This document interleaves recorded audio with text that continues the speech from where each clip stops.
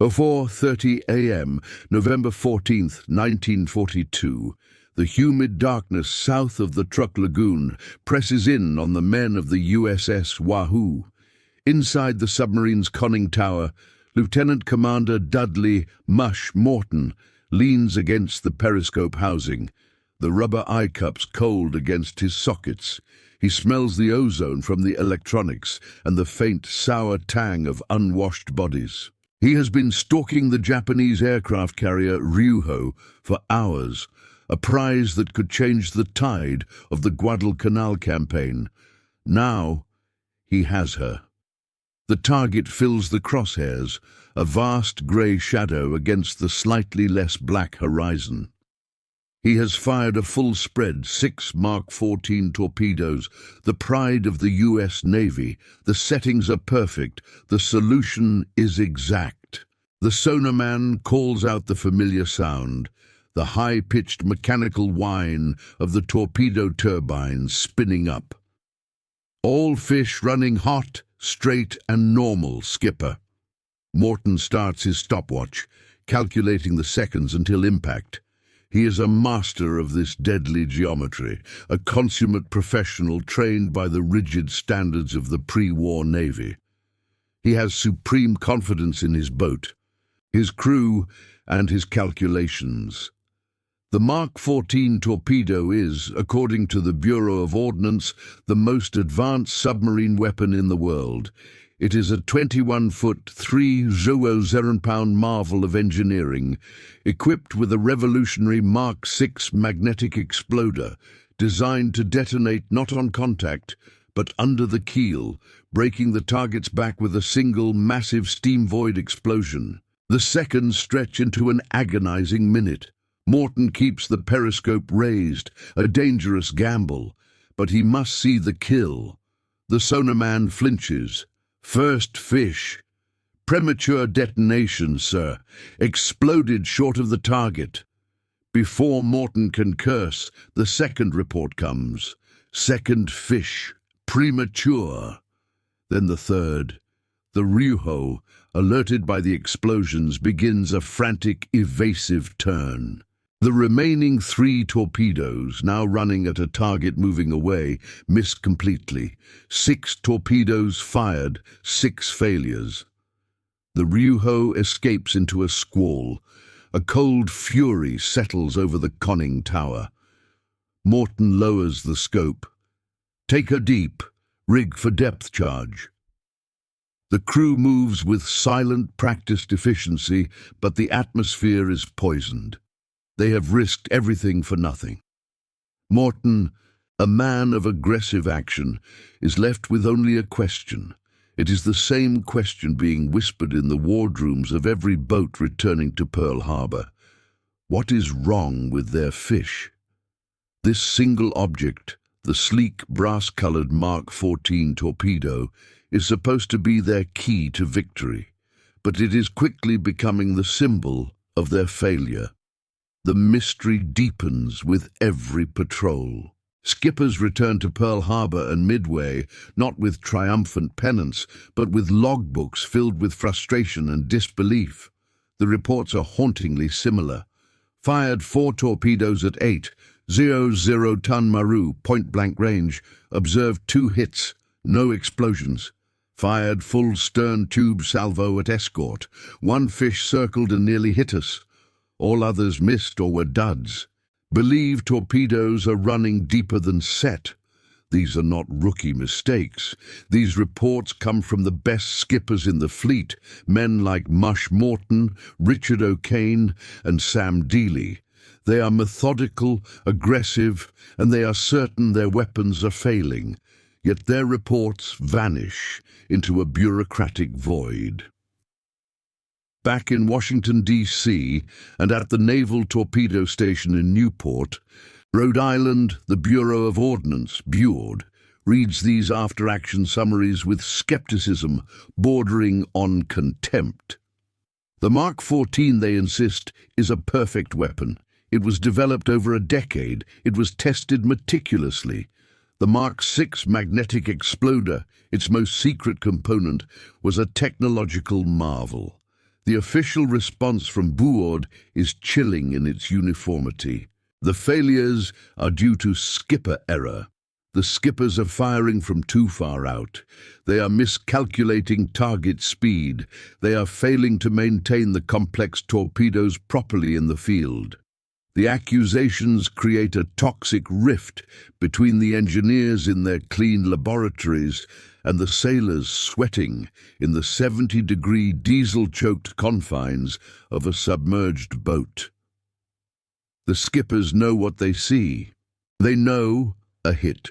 They know the sound a dud makes as it clangs harmlessly off a hull, but how can they prove it? They are trapped in a paradox.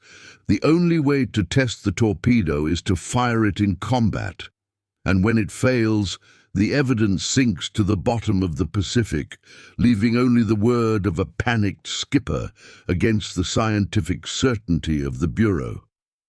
The mystery is no longer just technical, it is institutional. The U.S. submarine force is being told to distrust its own senses, to believe that the failures are their own fault. What they don't know is that this crisis of faith is about to trigger a quiet, desperate rebellion, one that will ultimately change the entire course of the war. The problem, in factual, cold-blooded terms, is the Mark 14 torpedo itself. Its development is a case study in institutional arrogance. Conceived in the 1930s, it was a creature of peacetime budgets and theoretical warfare. The Bureau of Ordnance, protective of its funding and reputation, conducted its development in absolute secrecy. The torpedo was rushed into production without a single live-fire test. Not one torpedo with a live warhead was ever fired before it was shipped to the Pacific. The Newport testing range was shallow. The test barges were stationary. The torpedoes were recovered, refurbished, and fired again, meaning the fleet never received production line models, but meticulously tuned academy versions. The Mark 6 magnetic exploder, the weapon's crowning feature, was tested in the calm, magnetically stable waters of New England. No one at Buord had considered what the fluctuating magnetic fields near the equator or the steel hull of the firing submarine itself would do to its delicate sensors. The result is a weapon with not one but three catastrophic secret flaws. First, its depth control is defective. A torpedo set to run at 10 feet actually runs at 20 or 25 feet, passing harmlessly under every target. Second, the magnetic exploder is too sensitive. It often triggers prematurely from the magnetic field of the target before the torpedo is close enough, resulting in a harmless explosion of water 50 yards short. Third, and most tragically, the contact exploder, the backup system, is a dud. The Mark 5 firing pin mechanism is too robustly built. It only functions on a perfect 90-degree perpendicular strike. A glancing blow, common in combat, simply causes the torpedo to bounce off or shatter without detonating. A 1942 statistical analysis of patrol reports reveals the horrifying truth. The U.S. submarine force, the most expensive and elite arm of the Navy, has a weapon success rate of less than 15%. Japan, an island nation, is entirely dependent on its merchant fleet for oil, rubber, food, and steel. The entire U.S. strategy in the Pacific hinges on cutting these supply lines, and the torpedoes are not working. The statistical failure translates into a profound human cost. For every Japanese tanker that slips through a failed torpedo spread, the war is lengthened. That tanker delivers oil to the carriers at Truk or gasoline to the Zeros on Rabaul. The war, which could be shortened by strangling the enemy's logistics, grinds on, consuming lives on the beaches of Guadalcanal and Tarawa. The human consequence for the submariners themselves is even more direct. A submarine carries a limited number of fish, usually 24. A skipper who fires 10 torpedoes for 1 or 2 questionable hits, or more likely 0, has failed. He has not only failed to damage the enemy, he has actively endangered his own crew. Firing a Mark 14 is a dinner bell for the enemy. The steam turbine engine leaves a long, bright trail of bubbles pointing directly back to the submarine. A failed attack is almost always followed by a terrifying counterattack. The crews are forced to endure hours of silent running, listening to the ping of active sonar and the metallic crack of depth charges exploding around their hull, crushing pipes and popping rivets. They endure this terror, emerge with their submarine damaged and their nerves shattered, all for a weapon that betrayed them. Morale in the submarine force is collapsing. The skippers are caught in an impossible bind. They are ordered to be aggressive, but aggressiveness with a faulty weapon is suicide. The frustration is palpable in their reports. One skipper writes, "I'm forced to conclude the Mark 14 torpedo is not a weapon of war, but an instrument of sabotage." The official response from the Bureau of Ordnance remains unchanged. They insist the weapon is sound. The failures are the fault of the operators. Experts at Buord, thousands of miles from the war, agreed. It couldn't be the torpedo. If you find the stories behind these forgotten engineering battles compelling, follow our channel for more deep dives into military history. Into this crisis of morale steps Vice Admiral Charles A. Lockwood, Jr. in February 1943. He is not a Washington administrator. He is a pig boat man to his core, a veteran of the primitive submarines of the 1920s. He takes command of the submarine force, Pacific Fleet, COMSOPAC, with a reputation for being gruff, pragmatic, and fiercely, almost paternally, loyal to his men. He wears simple khakis at Pearl Harbor, not the starched whites of the base command. He knows the smell of diesel fuel and stale air. He has commanded submarines, divisions, and flotillas. When he arrives, he doesn't just read the dry data of the patrol reports. He reads the tones. He sees the frustration, the barely concealed rage, and the exhaustion. He personally debriefs the skippers, men he has known for 20 years. He listens to Mush Morton. He listens to Dick O'Kane, and unlike the Bureau of Ordnance, he believes them. Lockwood is 53 years old, a precise and demanding officer, but his defining trait is his trust in his subordinates. He trusts their skill, their courage, and most importantly, their observations. He knows these men are not cowards or incompetents. If they say the torpedoes are broken, then the torpedoes are broken. This simple act of faith, believing the field operator over the distant engineer, sets the stage for one of the greatest technological rebellions in military history. Lockwood, based at Pearl Harbor, is thousands of miles from the bureaucratic oversight of Buord. He realizes he is the only one who can solve this. He will have to defy the chain of command to do it. The idea is not at first a new invention. It is a radical, almost heretical act of scientific verification. Lockwood decides that if Washington will not test the torpedoes, he will. He bypasses Buord entirely, a career-ending move in peacetime, and orders his own field tests. But the catalyst for a new weapon comes from an unexpected source: the enemy. A German U-boat, the U-570, is captured by the British in 1941, and its technology is shared with the US Navy. On board, investigators find several G7E electric torpedoes.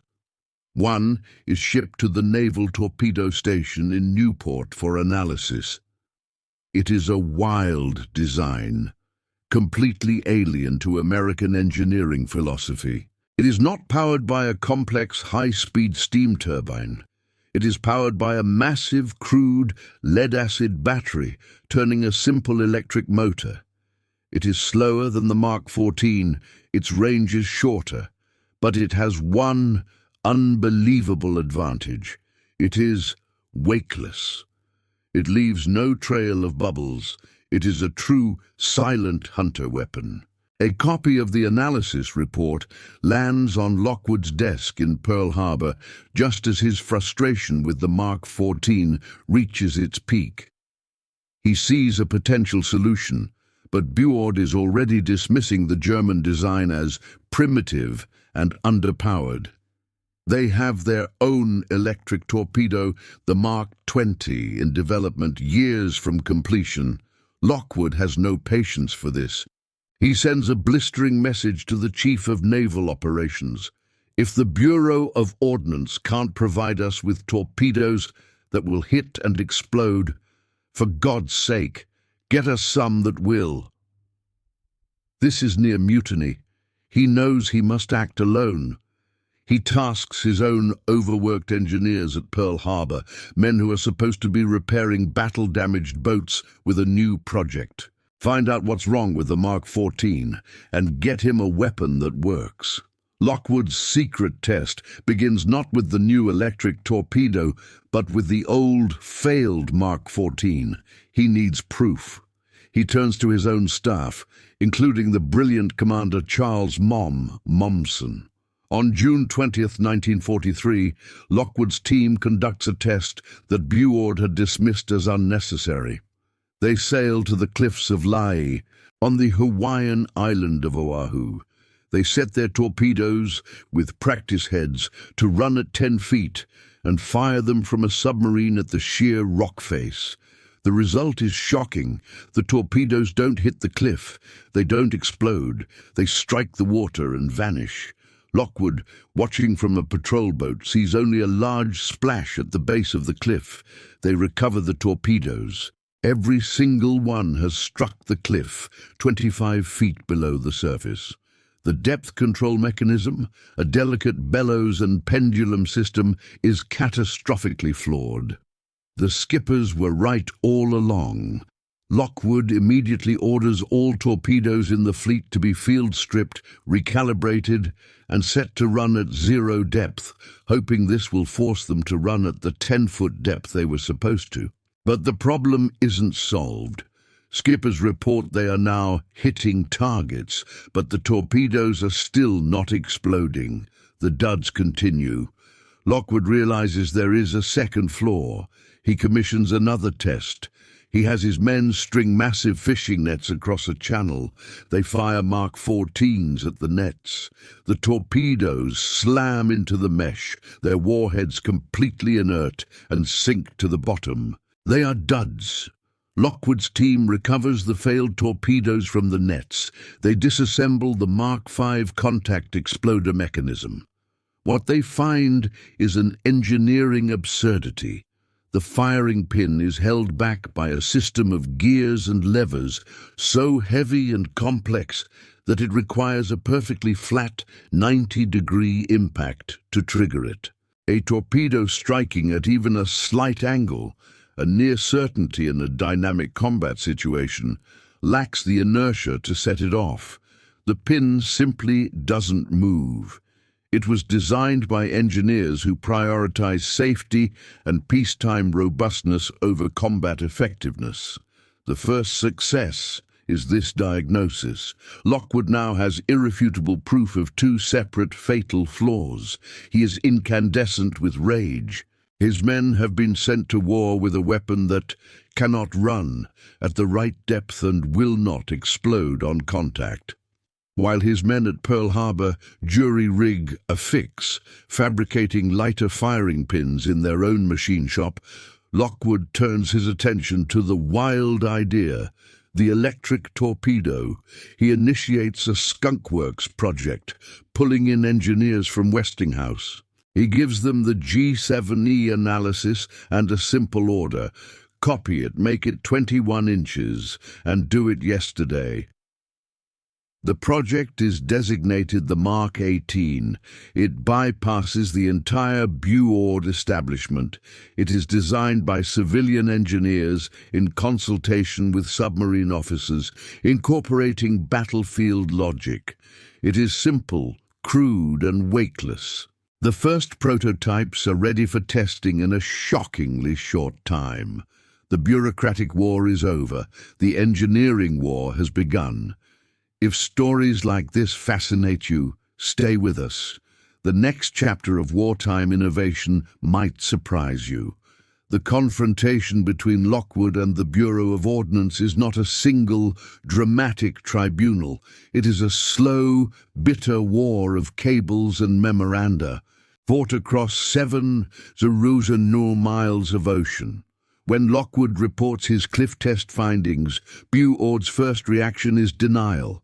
They claim the tests are unscientific. They suggest the sea conditions in Hawaii are different, or that Lockwood's men have tampered with the torpedoes.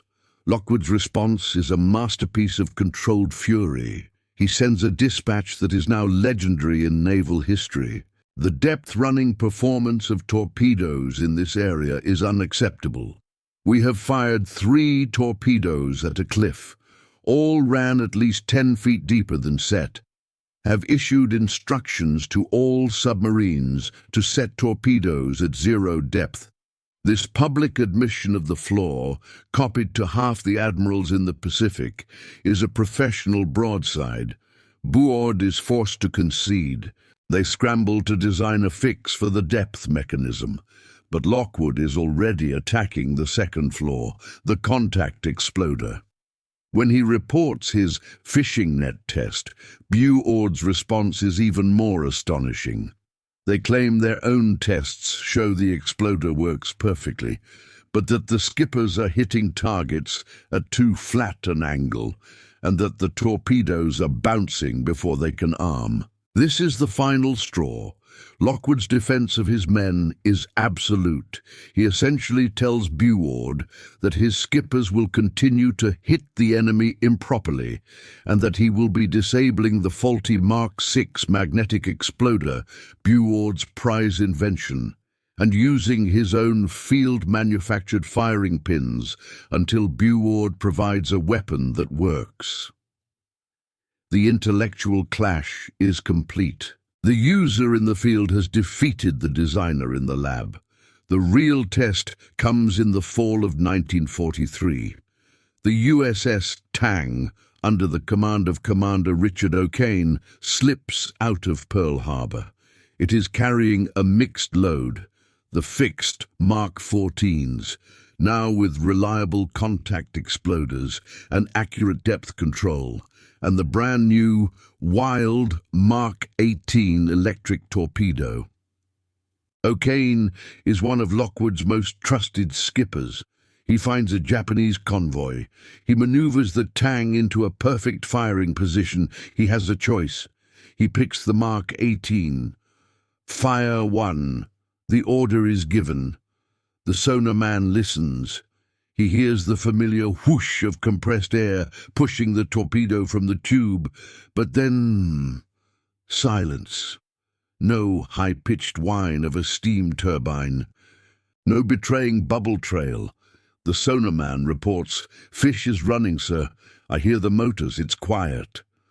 On the surface, the Japanese lookouts see nothing. They steam ahead, oblivious. 90 seconds later, the Tang is rocked by a massive concussive boom. A 10,000-ton transport is lifted from the water, her back broken. O'Kane fires again. Another Mark 18, another hit. Another ship vanishes. The Tang's patrol becomes one of the most successful of the war. The reports from other boats using the Mark 18 are the same. The silent hunter is born. The weapon is slower, yes. Its batteries sometimes leak toxic gas. But it works. It sinks ships. The impact is immediate and quantifiable. The tonnage scoreboards at Pearl Harbor, long stagnant, begin to fill up. The curve of Japanese merchant tonnage, Sank, which had been flat for a year, suddenly spikes vertically. The skippers, their faith restored, hunt with a new, cold lethality. Lockwood's unauthorized reverse-engineered torpedo, born from a captured enemy weapon and a mutinous field test, is working. The historical consequences are staggering. The U.S. submarine force, which comprises less than 2% of the entire U.S. Navy, embarks on one of the most devastating campaigns in the history of warfare. By 1945, they have sunk over 3 million tons of Japanese shipping. This accounts for more than 80% of Japan's pre-war merchant fleet and more than 55% of all Japanese vessels lost during the war. The Mark 18, the Wild Torpedo, becomes a fleet workhorse, with over 3 Zuzurun fired in combat. The fixed Mark 14 also becomes a reliable and deadly weapon. Together they sever Japan's logistical arteries. The island nation, which depends completely on imports, is starved. Its factories run out of steel and oil, its people run out of food. Its armies in China and the Pacific Islands are cut off and left to wither. The strategic bombing campaign that follows is devastating, but naval historians agree the submarine campaign, empowered by a working torpedo, is what truly broke the Japanese war machine. Admiral Lockwood is revered by his men and recognized as a strategic genius. The Bureau of Ordnance is quietly and forcibly reorganized from the top down. The lessons of its failure are burned into naval doctrine, and the hero of the story, the Mark 18 electric torpedo, it is unceremoniously retired after the war. It was a stopgap, a battlefield solution. It is replaced by faster, more advanced and more institutionally approved weapons. Its legacy is not in museums, but in the silent wrecks that litter the floor of the Pacific Ocean, a testament to a time when a wild idea, born of desperation, changed the world. The story of the Mark 14 and the Mark 18 is more than a history lesson. It is a timeless parable about the lethal danger of institutional arrogance. The Bureau of Ordnance was not evil, it was proud. It fell in love with its own theories, its own data, and its own reputation. It chose to believe its perfect weapon was infallible, and that the operators, the men on the front lines, were flawed. This disconnect is a recurring pattern in human endeavor. It is the corporate headquarters that ignores the feedback from its own sales team. It is the software company that dismisses the bug reports from its most loyal users. It is any system that values theory over practice and reputation over results. The solution, as Lockwood demonstrated, is an unflinching empirical humility. It is the courage to listen to the end user, to test your own assumptions, and to admit publicly that you are wrong. It is the willingness to seek a solution anywhere, even from the blueprints of your sworn enemy. The silent depths of the Pacific, once the hunting ground for the Tang and the Wahoo, are now still. The hulls that once dodged torpedoes and depth charges are silent witnesses. They are monuments to the cost of hubris and to the quiet, revolutionary power of an idea that simply worked. Every great idea begins as an act of defiance against impossibility. What impossible ideas do you think could change the world?